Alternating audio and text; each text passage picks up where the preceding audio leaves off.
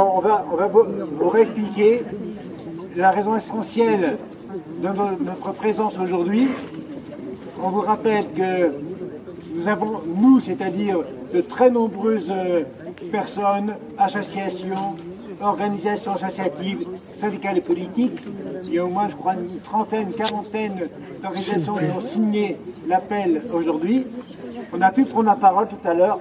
Ça n'a pas été facile, mais on a pu prendre la parole dans le cadre de l'Assemblée départementale, la séance publique qui a lieu en main maintenant. Donc on va vous expliquer un petit peu pourquoi, vous avez, je crois, le tract, on va vous expliquer pourquoi. Ce matin, en fait, à 9h, du coup, on avait demandé il y a une semaine d'intervenir, de faire une prise de parole au conseil départemental. Ça nous a vraiment étonnés, mais ça a été accepté. Et du coup, on a pu prendre la parole ce matin, à 9h, en introduction du conseil départemental. Donc il y a eu 2 prises de parole sur l'aide sociale à l'enfance et la suppression des aides d'urgence, donc notre prise de parole à nous, et la deuxième sur les transports VFD qui se sont fait privatiser et qui étaient mécontents. Et ensuite, ils ont attaqué le conseil départemental direct derrière. Alors qu'est-ce que nous on a rappelé? On a rappelé que l'aide sociale à l'enfance, c'était un héritage, c'est une histoire qu'on a, et que au départ, c'était pris en charge par l'Église parce que les pauvres mettaient à la rue leurs propres enfants ou les déposaient devant des églises pour qu'on les prenne en charge. Et c'est les églises qui ont commencé à prendre en charge ces enfants. Ensuite, il y a eu la Révolution, et ce qu'on a rappelé, c'est qu'à la Révolution, on s'est dit que ça pouvait plus être seulement quelque chose de charitable. Donc on a commencé à réfléchir à l'aide sociale à l'enfance comme un truc qui devait être porté par la société. Et on en a fait des droits pour l'ensemble de la société, l'ensemble des enfants, l'ensemble des parents. Et c'est comme ça qu'est née l'assistance publique. Mais il y a un problème qui restait. Il y a un problème qui restait en suspens, c'est que les pauvres restaient pauvres et avaient toujours autant de difficultés à élever leurs enfants. Et ils finissaient par les abandonner. Et on avait un taux d'abandon d'enfants énorme. Et il a fallu presque un siècle pour arriver à une autre notion, qui est la notion de secours. Et on s'est dit, puisque les parents abandonnent leurs enfants parce qu'ils n'ont plus les moyens de les élever, pourquoi on n'aiderait pas les parents pour qu'ils puissent être des parents, être des gens, des humains responsables de leurs enfants? Il suffit d'aider les parents. Et c'est comme ça qu'est née la notion de secours d'urgence. Et on est sorti, on a fait baisser, ça a fait baisser, en quelques années, ça a fait baisser le taux d'abandon des enfants dans la rue. Et ça, c'est notre héritage du secours d'urgence. Et aujourd'hui, avec ce qui se passe au conseil départemental, on se demande, c'est quoi l'histoire qu'on va écrire demain? Parce que l'avenant du conseil départemental, il dit, d'abord, il y a des familles qui ne sont pas comme les autres, parce qu'elles n'ont pas de papier. Ça veut dire qu'il y a des familles qui sont moins humaines que d'autres. Ça veut dire qu'il y a des enfants qui sont moins humains que d'autres. Donc on trie. D'abord, on dit qu'on n'est pas pareil. Ensuite, on dit, pour ceux qui sont moins humains que les autres, on va plus avoir d'argent. On donnera plus d'argent aux parents. Ils iront voir la charité. Ils iront manger au secours populaire, au secours catholique. Ils iront demander, ils iront mendier et ils auront plus d'argent. Donc en plus, on leur retire. Ils sont différents et on leur retire encore toute humanité. Et l'avenant, il dit encore autre chose. Il dit ça pour ces gens à qui on retire complètement l'humanité, mais il s'attaque à tous les gens pauvres, parce qu'il dit, attention, les pauvres, ils demandent trop d'argent. Donc on va réguler, pour ceux qui ont des titres de séjour, on va quand même faire quelque chose sur eux. Ils demandent trop d'argent, on va réguler les aides sociales. Et ils vont avoir le droit d'en déposer que 4 par an. Seulement 4, parce qu'attention, les pauvres, ça profite. C'est ça qu'on a rappelé ce matin. Que cet avenant, en fait, on leur a demandé de réfléchir à qu'est-ce que ça allait préparer comme société. Et ils disent qu'ils ont voté cet avenant dans l'intérêt de l'enfant. Mais c'est quoi l'intérêt de l'enfant? Est-ce qu'un enfant a intérêt d'aller faire la mendicité, de mendier avec sa famille toute la journée? Est-ce qu'un enfant a un intérêt de ne pas avoir un toit sur la tête? Est-ce qu'un enfant a intérêt de ne pas avoir des parents qui peuvent être des parents responsables et qui peuvent s'occuper d'eux? Est-ce qu'un enfant a un intérêt d'apprendre à voler pour survivre ou de voir, par exemple, ses parents se prostituer pour pouvoir avoir de l'argent ou voler pour avoir de l'argent? Est-ce que c'est l'intérêt de l'enfant? C'est la question qu'on leur a rappelée et on leur a surtout dit qu'en fait, ça accroissait la pauvreté. C'est une attaque contre les pauvres.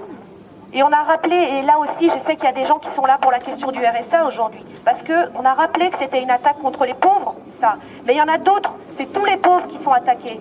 On dit que les étrangers sont des profiteurs, mais on dit aussi que les gens au RSA, eh ben, c'est des assistés, c'est des fraudeurs. Ceux qui touchent l'allocation, la CAF, c'est des fraudeurs. Ceux qui sont aux chômeurs, c'est des glandeurs. C'est l'ensemble des pauvres qu'on attaque et auxquels on supprime. Alors là, il y a des chiffres que vous verrez sur cette petite affiche. Moins de 100 000 euros sur l'hébergement d'urgence. Je vois mal. Vas-y. Moins de 100 000 euros sur l'hébergement d'urgence, moins de 200 000 euros sur le fonds de solidarité logement, le FSL, ce qu'on appelle l'insertion des jeunes, moins 1 million d'euros. Moins 1 million d'euros pour l'insertion des jeunes. Et des spécialisés, tout ça. Et l'insertion sociale, moins 200 000 euros. Voilà. Voilà ce qu'on dit, voilà ce qu'on est venu dénoncer. C'est les pauvres en entier qui sont attaqués, c'est tout le secteur du social. Et le conseil départemental va investir sur quoi? Du bâtiment, des grands projets qui vont donner de l'argent à qui? La croyance du conseil départemental aujourd'hui, comme la croyance du système dans lequel on est aujourd'hui, c'est de croire qu'en donnant de l'argent aux riches, ça va retomber sur les pauvres. Il faut prendre l'argent aux pauvres pour le donner aux riches, pour qu'ensuite ça retombe sur les pauvres. Mais c'est faux, on le sait tous. C'est faux. Voilà. Moi, je voulais dire que je fais partie du syndicat précaire solidaire. On s'est monté il n'y a pas très longtemps et on a travaillé sur la question de la prime d'activité. On s'est rendu compte que soi-disant c'était pour inciter les gens à travailler, mais ça va pas être le cas. Ils vont commencer à donner plus d'argent à ceux qui ont environ déjà 900 euros et un salaire fixe. Et tous ceux qui seront un peu en dessous, eh bien, ça veut dire plus de RSA et ça veut dire 130 euros par mois pour vivre, ce qui est assez impressionnant. Du coup, ça implique plein de problèmes de logement, plein de problèmes de dette. Et on se rend compte aussi que les précaires seront encore plus précaires et qu'on va les retrouver à la rue. Du coup, c'est vrai qu'on voulait venir un peu pour expliquer tout ça et demander aussi pourquoi, quand on est précaire, on doit aller 7 heures par semaine dans une association, donner de notre temps.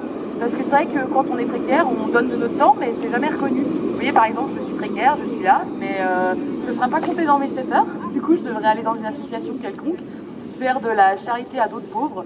Bon, voilà, mais on verra bien. Et du coup, moi, je voulais dire au Conseil Général que je pense, avec tout ce qu'ils sont en train de faire passer en ce moment, ils pourraient construire plus de cimetières, parce que je pense que ça va aller vite. Et on verra les effets dans quelques années sur cette politique-là. Parce que c'est vrai que les gens ils vont se retrouver à la rue, mourir plus vite, se pendre plus rapidement. Voilà, du coup, allez-y, construisez les cimetières. Et puis, comme ça, les gens seront bien à la rue, quoi. Ils seront bien contents. Voilà. Bonjour tout le monde. Pourquoi nous aussi, on ne peut pas vivre comme les autres? Et pourquoi le Conseil général arrête d'aider nos enfants? Nous aimons nos enfants comme tout le monde aime ses enfants. On veut leur bien, mais c'est difficile pour nous. Merci. J'accueille des réfugiés. 22 ans qu'on voit toujours des galères. Mais cette année, je crois qu'elle atteint un sommet. Et moi, ce qui m'inquiète, c'est cette distinction que l'on fait entre plusieurs types d'enfance, qui ont droit à une aide, qui ont droit à une enfance normale. Moi, j'ai déjà vu des enfants qui dormaient sur un parking dans un carton ou dans une cave et qui peu à peu sont arrivés peut-être à rentrer à l'école parce qu'ils sont scolarisés, mais ils ne vont pas pouvoir passer toute leur journée dehors, à manger, comme quelqu'un l'a dit. Donc, ne peux pas comprendre, moi qui ai des cheveux blancs, qui arrive à 80 ans, qui ai connu la distinction déjà entre les enfants quand j'étais moi-même enfant, je ne peux pas supporter l'idée qu'on continue à faire des distinctions pareilles vis-à-vis des étrangers. Je suis bénévole au camp Flaubert, plus d'aide à l'enfance, plus manger. Donc les gens, au lieu de faire la queue pour chercher des assistantes sociales ou des rendez-vous à droite à gauche, ils font les poubelles. Ils font les poubelles, ils mangent, c'est simple. Mobilisation, c'est hors de question qu'on baisse les bras. On va discuter un peu ensemble, bien sûr, quel prolongement on peut avoir. Mais c'est évident que pour nous, ce n'est pas comme ça un coup d'épée dans l'eau. C'est un moment et on va tous réfléchir ensemble comment continuer, comment intensifier, comment élargir notre interpellation et notre contestation du Conseil général, du Conseil départemental et comment faire sauter cet avenant.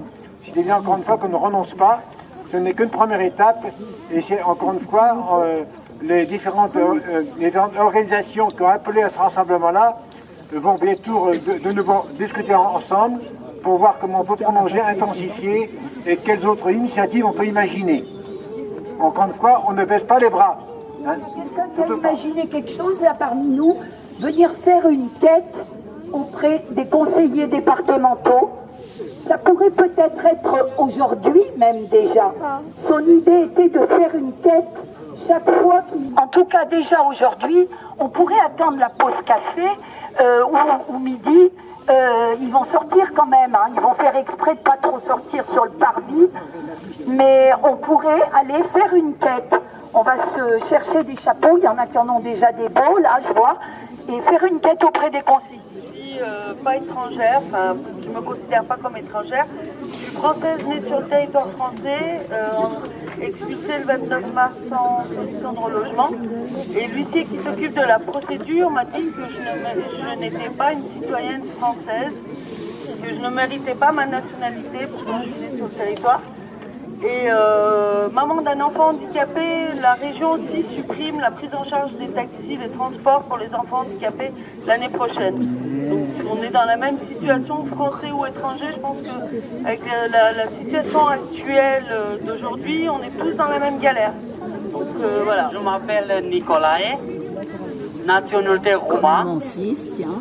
Mes enfants à l'école, moi les courses de français tous les jours. Vous voulez, moi, avec ma femme, avec mes enfants, devenir nationalité française. Vous voulez travailler ici en France. Moi, nous vous voulez voler. Nous vous voulez, c'est ça. Moi, vous voulez travailler.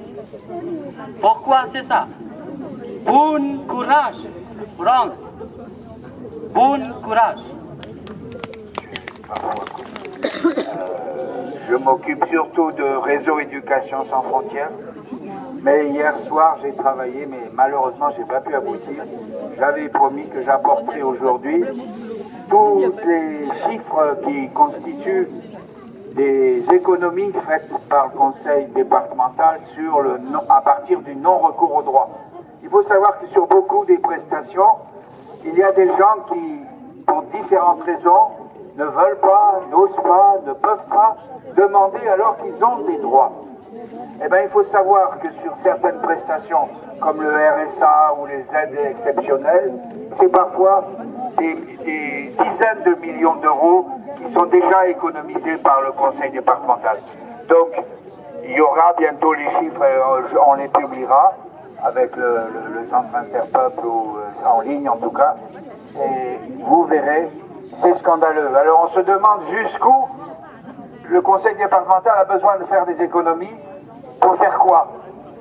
Voilà, c'est tout ce que je voulais dire.